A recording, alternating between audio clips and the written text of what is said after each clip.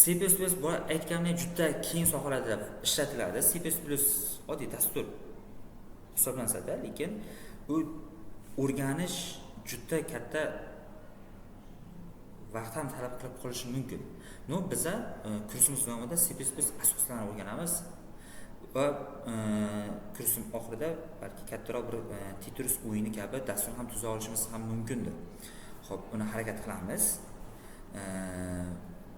Masalan, bu yerda ko'rib turibsizlar, kim uchun masalan Google Chrome tanish bo'lsa, Google Chrome'da foydalanilgan yoki Adobe Photoshop'da va Telegram ilovasini yaratish prototipida va sizlarga ma'lumot sifatiga aytib ketaman, Tesla kompaniyasi bilasizlar, Tesla kompaniyasi elektronniy, ya'ni tizimlashlaydi elektronniy.